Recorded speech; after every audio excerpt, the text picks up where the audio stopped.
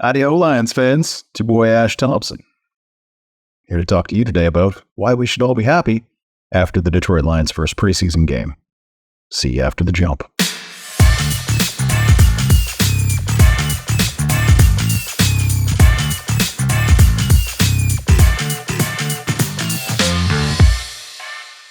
Welcome to another edition of Ash Reads His Notes on the Internet.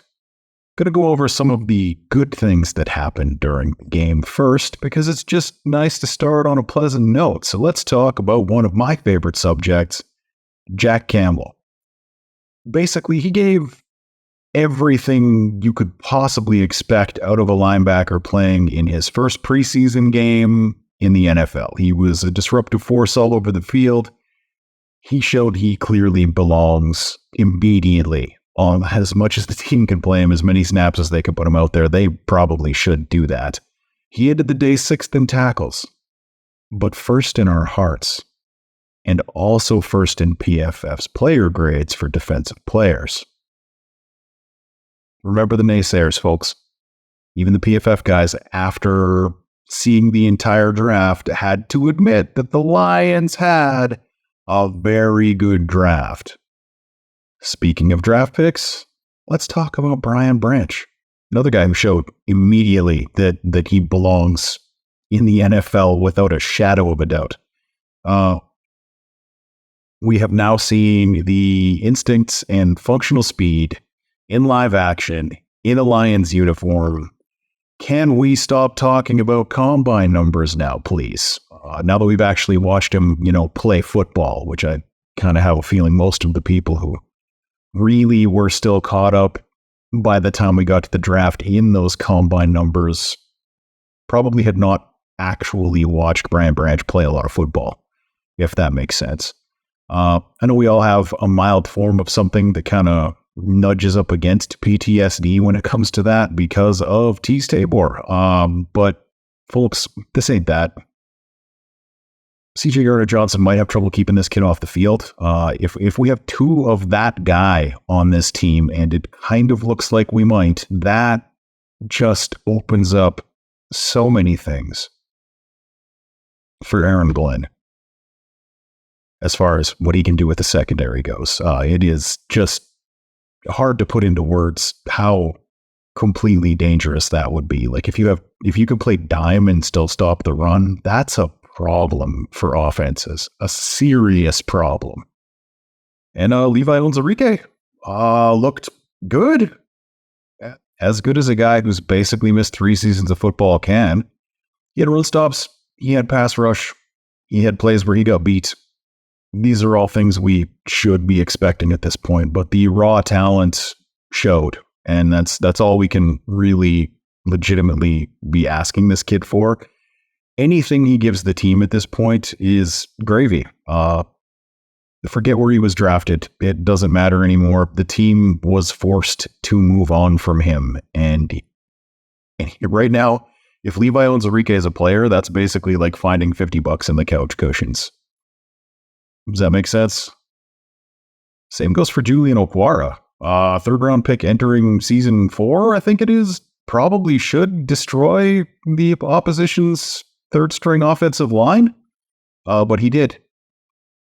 And you can't take that away from him because not all of them ever do. There's plenty of first round guys who never have 3 sacks in a single game, preseason or otherwise. Particularly in a half of football. Like, nobody should be trying to take that away from him. That's an accomplishment no matter who else is on the field. He's another guy who teaches us the lesson of never give up on talent, because he's always had talent. Every coach he's ever had has said the only thing stopping Julian Okwara from being extremely dangerous on a football field is Julian Okwara. It can click late. For some guys, it does. Some guys come into the league and they've just been the greatest thing since sliced bread the entire time they've been there, and the entire time they've been on a football field. And it's a rough transition for some people to discover that now they're playing against every All-American for the last 10 years. If you know what I mean, like it just, sometimes it takes a little while for these guys to make that jump. And staring career death in the face might be the thing that made Julian Okwara do it. The Lions' interior DL looked good, which is kind of surprising given the huge amount of consternation and concern we had. They came out to play preseason game 1. There's no denying that. All of them seem to be having, at times at least, a night that shows you they might be effective players. Benito Jones, Levi, Broderick Martin at times was just throwing people around like they were children, and at other times getting blown off the ball because he comes out of his stance too high. Christian Covington even was just very disruptive. It was a pleasant thing to view, watching this thing that could be the thing that stops the team from being good come out and look competent and effective. And if they can bring that to week 1 of the season, that's really all we need from them. I'm going to be actually making a video on why that is the key to the season. That's going to come out later this week. You guys are going to be seeing a lot more of this face. So click like and subscribe to make sure you get the pleasure of looking at this face more as time goes by. Jalen Reeves-Maybin showed us that he's probably the best 5th linebacker in the NFL. And as long as that's what he's doing for us, we should all be very happy to have that guy back in the fold. He is lightning quick. He's always been a fan favorite because he plays like his hair is on fire, and that plays well with fans. But he was kind of a coach's punching bag with the last regime because he's a good player. They just didn't do any of the things he's good at. And I think this regime has a little bit more foresight and ability to tailor what they do to the players they have available. JRM's not a stack and shed guy. He never will be. But he should give the team what they hoped they could get last year from Chris Board that never really kind of delivered on. Other guys we saw good nights from. Pascal had a good night. Just always, he looked good. Kaminsky looked great. Super high rating from PFF. You gotta love that when the guy who does all of the dirty work did a great job doing the dirty work, showed up on film a bunch of times. When a guy like that gets mentioned by the broadcast crew, you know he's having a good night because his job is to basically do everything that they usually don't see, particularly the guys who do preseason games. They were very excited to be there. I would be too. I completely understand. I'd lose myself in everything and just be like, Lions win! Just, that's what the preseason's about. It's great. Now let's get to the other side of the coin. What the fuck, offense? Seriously, you guys did nothing. No TDs in the air, 2 picks.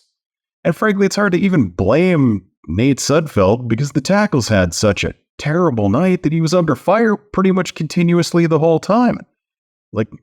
No offensive player had 4 yards per carry, including at least a quarterback or someone who runs a single jet sweep or something will usually break that number, but no Lion did. The only running back who looked halfway decent was Benny Snell, and that's kind of surprising because he just got here a couple days before the game.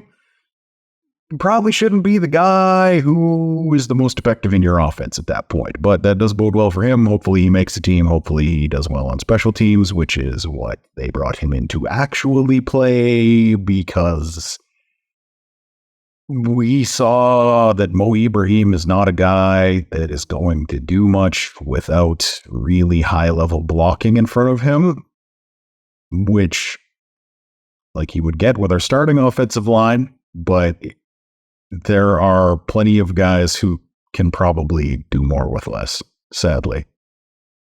Just sitting on couches right now. But again, it's really hard to judge anything based on how badly the offensive line played last night. That's the takeaway from this. O-line depth did not do well. Everyone's talking like the Detroit Lions wide receiver core is set in stone right now. And I don't think it is. when someone like Chase Cota comes out of nowhere, and yeah, like we just kind of saw this with Tom Kennedy for the last few years also, but the difference is, I believe Cota is a significantly larger gentleman, which makes him a lot more useful on special teams, if that makes sense. So that makes it really hard to get rid of him when you're considering him or a veteran player making more than $5 million who doesn't play special teams at all. Kind of looking at Marvin Jones here, because Marvin Jones, granted, I haven't been to every practice at camp, but the ones where I was there, I had to look up who the guy that wasn't doing anything was. And sadly, it was basically the first article I ever wrote about the Lions for a website was about how Marvin Jones was the player they needed to pick up to cover half of Calvin Johnson's job when Calvin Johnson had just retired. And the other one was Anquan Bolden to take the other half that gets beat up a lot. And crazily enough, they signed them both. Weirdest thing that's ever happened to me. Bob Quinn had one really good offseason. Really good. Getting back on track. If guys like Cota, Green, and Alexander are the guys who are making plays when the lights are on, it gets much more difficult to justify keeping multiple $5+ million receivers that don't play special teams and are not starting for your team. Does that make sense? It's not a hard choice when you're looking at it that way. Particularly someone like,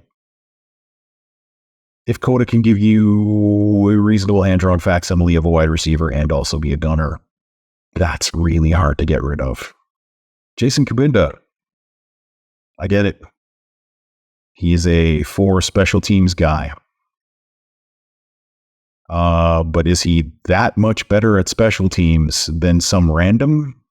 Like at all 4 of them? Really? Because as a fullback, I gotta think the potential upside of literally anyone else to contribute to the offense has to be higher.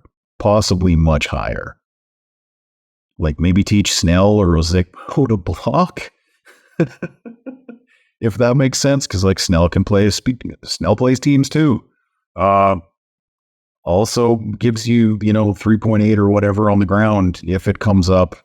If you can teach that guy to be your blocking back, also, a la the 90s Packers, for some reason, the only team that's ever done this, where they just took one of their halfbacks, told him, hey, you want to make the team you're blocking? And he went, okay, cool. And then did really well at that. Like I get that Kabinda's a glue guy. I think I'm just feeling the after effects of the previous regime having maybe sniffed one too many glue guys to put together a reasonable roster. And that's it. That's all I have to say about the first preseason game. Don't read too much into anything because it's a preseason game. Most of the guys who put up stats, most of the guys who gave up stats aren't going to be on NFL rosters this year. That's just the way preseason week 1 works. Nothing was decided.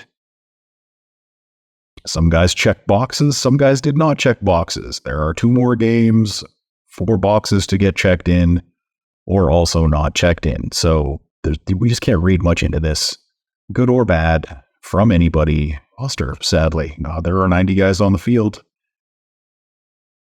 47 of them got to go. And a few will be on the practice squad.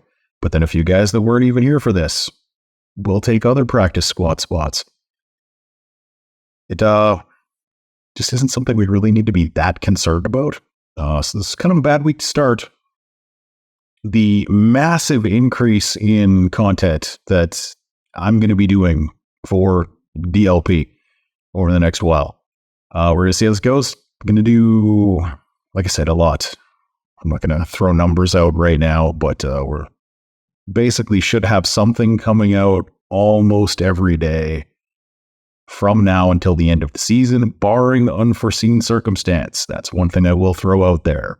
Things happen. Plans don't always go as planned. Plans don't always go as planned. Super well. Have a good day.